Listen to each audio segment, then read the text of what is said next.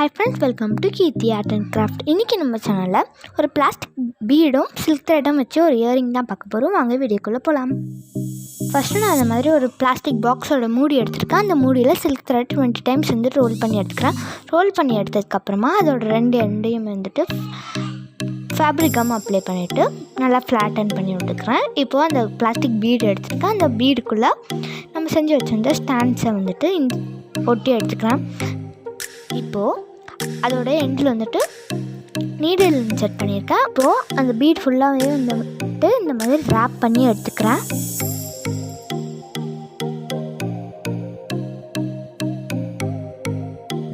இப்போது ஃபுல்லாக சுற்றி எடுத்ததுக்கப்புறமா அதோட எண்டில் கட் பண்ணிக்கிறேன். கட் பண்ணிவிட்டு அதில் ஃபேப்ரிக் கம் அப்ளை பண்ணிவிட்டு பென்சில் வச்சு நல்லா இன்சர்ட் பண்ணிக்கிறேன்.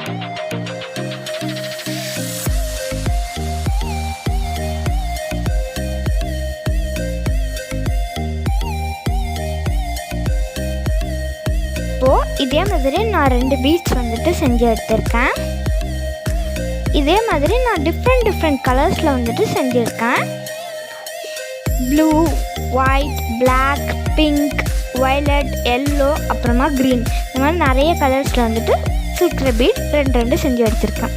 இப்போது பீட் கேப் எடுத்திருக்கேன். அந்த பீட் கேப்பை நம்ம செஞ்சு வச்சுருந்த த்ரெட் பீட்ஸில் ஒட்டிக்கிறேன். 2 சைடுமே ஃபேப்ரிக் க்ளூ அப்ளை பண்ணிட்டு ஒட்டிக்கிறேன்.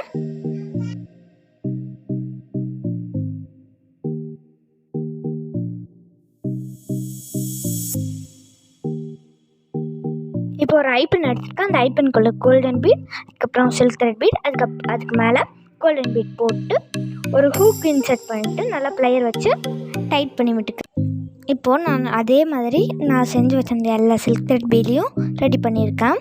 இந்த வீடியோ உங்களுக்கு பிடிச்சிருந்துச்சுன்னா லைக் பண்ணுங்கள், ஷேர் பண்ணுங்கள், கமெண்ட் பண்ணுங்கள், மறக்காம நம்ம சேனலை சப்ஸ்கிரைப் பண்ணுங்கள்.